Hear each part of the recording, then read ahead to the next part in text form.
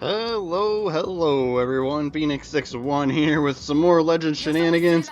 We are in the Jinan today. I finally, well not finally, but like, had a decent game with it, right? I've been playing this ship all too much and haven't gotten sick of it just yet. But right off the bat here in this particular game, I've got kind of a twofer here, right? We get a little lucky with a Napoli coming around the corner and then wants to drop his smoke screen. So since he's in his rolling smoke, we just won't fire our guns and that'll keep us undetected. And then he's going to eat way too many deep water torpedoes. And since he had fired his guns while he was in that smoke screen, right, we were close enough to pick him up. So it became moot for him. But the rest of that particular game there ends up being quite boring. I think my team does come around and win. But as far as my contributions, that was pretty much it for that. This game, on the other hand, turns out to be a little bit better for us here. I almost forgot to push the record button. As you can see, I got a couple of torpedo hits and a couple of fires already, and I realized I hadn't pushed record when I started playing this, so almost missed this one completely. It has happened before. But yeah, so I went wide on the A flank, and sometimes with this ship, and we're going to see this gearing here that gets picked up, so we'll hyper focus on him, see if we can sneak a kill in here. But basically I was out wide on the A flank side, and you can see the enemy teams have, like the reds over there have kind of moved back within the map, right? And it's because I was sending deep water torpedoes through that area, and it kind of forced them to like a little bit retreat, right? So the ship's not going to do the best with like trying to chase those guys down. So what I'm doing here is repositioning, right? I've kind of fended them off and made them retreat from the objective.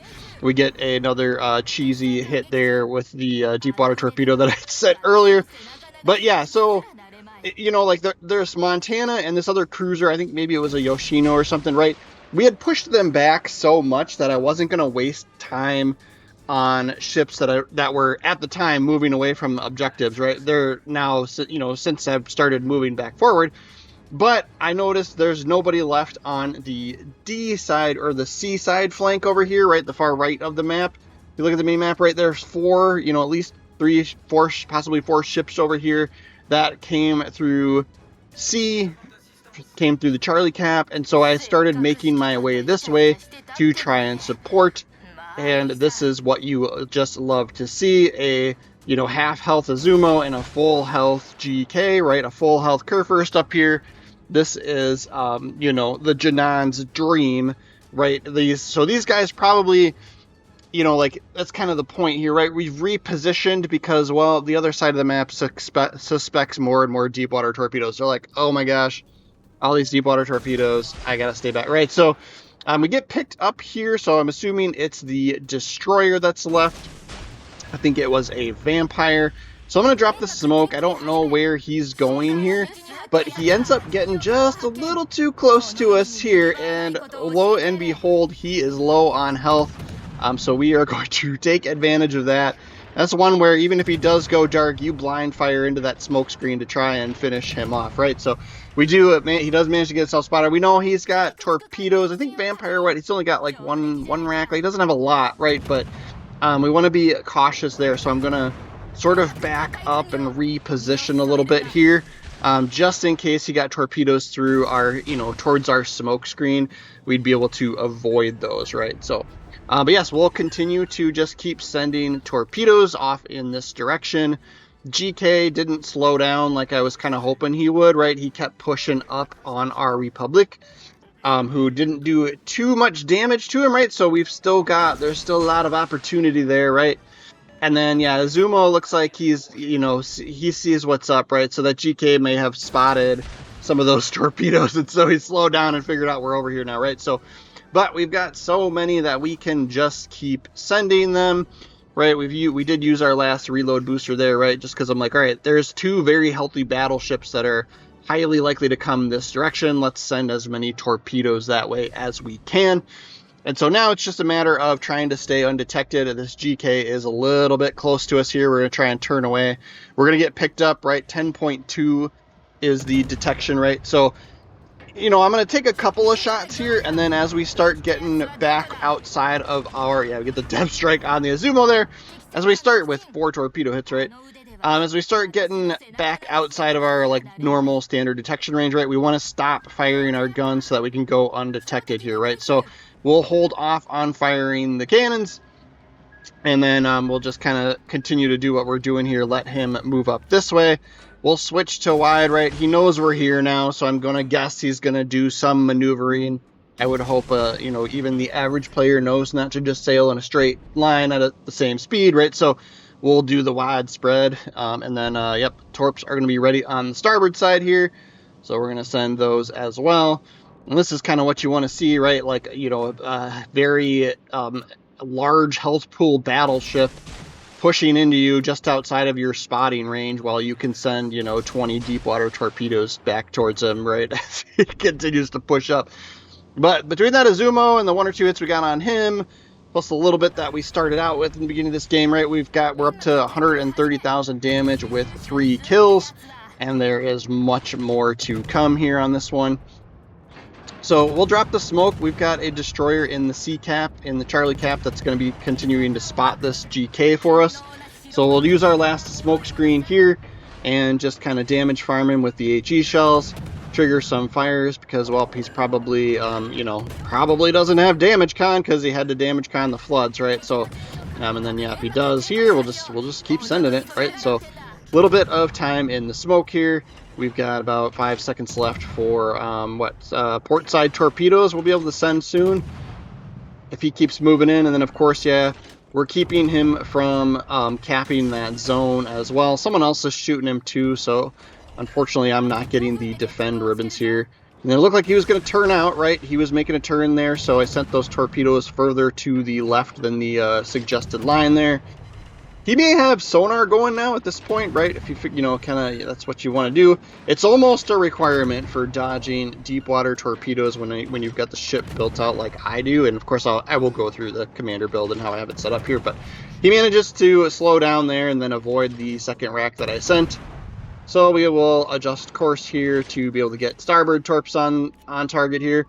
And I know he's almost dead, but I'm going to send them both, right? Like, because by the time I get towards something else that we can shoot more torpedoes at, it's not going to matter, right? So just in case he survives long enough for those to get there, I sent him, right? But we managed to finish him off with perfect timing as our smoke screen dissipates there. And so we still remained undetected. And then we've got a pretty hefty Montana, right? So that was kill number 4. And now we are already up above 200k in damage. And so we will stalk this Montana. You know, you could make the argument, like, right, just YOLO push into him at this point, right? Like, you needed one person to survive. We should be able to win this game, right? But I did the smarter conservative thing here, and we'll turn out and away so that we can remain unspotted if we want to. And we'll send some torpedoes at the Yoshino. Just going to take a gander, you know, a guess that he won't remain completely on course there, right? I'm like, all right, he might turn in to help cap A or help support his battleship, right? So sent torpedoes a little bit short there, and sure enough, he does turn in for us there. And then now we're just waiting on the reload. I think Montana knows what's up. It looks like he's going to try and kind of tuck behind the land there so that we don't have, you know, line of sight on him for our torpedoes, right? So we'll just keep moving out to try and get that angle, right?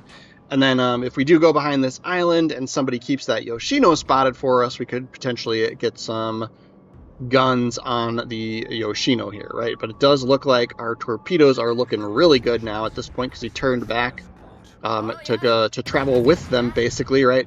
Somebody whaps him good, probably our battleship.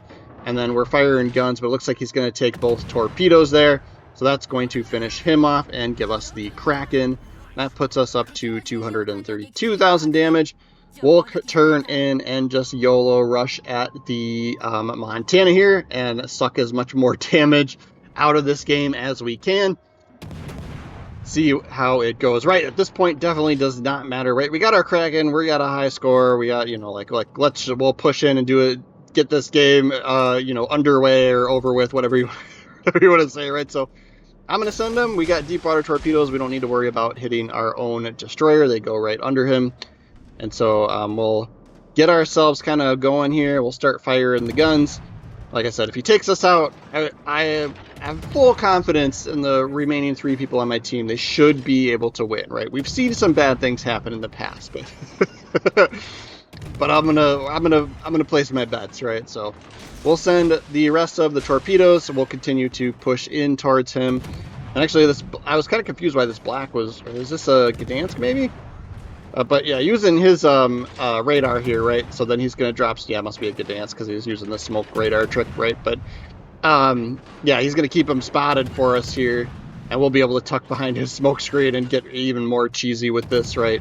So we'll just keep lobbing the shells, keeping our fingers crossed for a torpedo hit to try and get the 6-pack here. But quite literally, all 4 ships look like on my team are able to shoot him, so he has a lot of incoming fire. Attractive damage is going to be epic with this guy for his last few seconds here.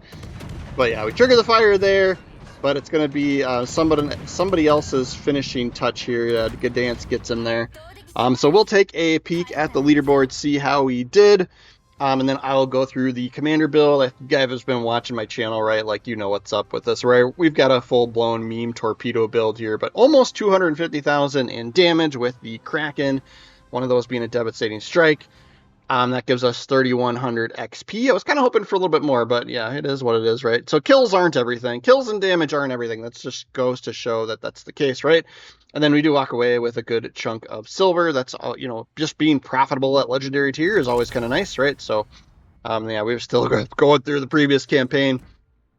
But yeah, I'm using aiming system, propulsion mod, concealment, right? It's kind of my standard go-tos. And then for Jinan, since we've got a meme torpedo build kind of thing here, I feel like every time it only asks me if I want to rate legends when I'm recording. But anyway, yeah, so we've got the you know, the legendary and epic torpedo mod there, right, for the better reload and damage and stuff, right? And then yes, Azurlane Harbin, right, was a collaboration commander from this past year. And so she's got a base trait of increased HE shell fire chance and flood, you know, and whatever it was, flood chance, right?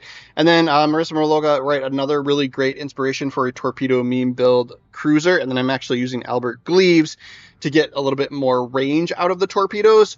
I do quite enjoy having that little bit extra, right? He seems kind of like a, you know, not everybody would pick him, but yeah, we're just going straight down the line here. She does have this blazing battle dance, which gives you some perks while inside the smoke, but I actually like the knuckle duster better because it gives your torpedoes even more concealment, right? The torpedo, right? That gives your enemies less time to spot those torpedoes unless they're running sonar, right?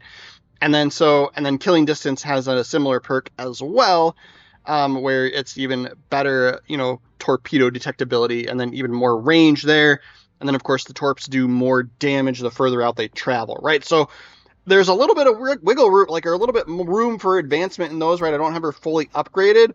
So even with her not being fully upgraded, our torpedo detectability range by sea is 0.5 kilometers.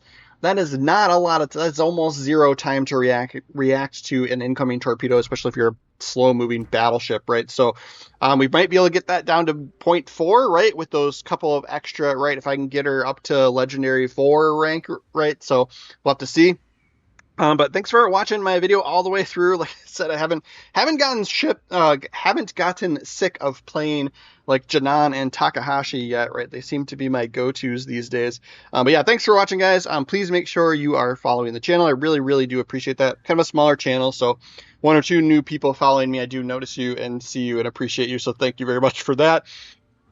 Your little click on the subscribe button actually, you know, is easy for you, and it's actually very helpful for me, right? So then I do occasionally live stream, so if you're interested in that, make sure you hit the bell to get notifications for the channel. I don't have like a set schedule, but usually evenings, and when we do live stream, it's kind of you know, relax, just have fun with the game kind of thing, and hang out and chit chat and stuff, right? So but thanks again, guys. If you're subscribed, we'll see you guys tomorrow.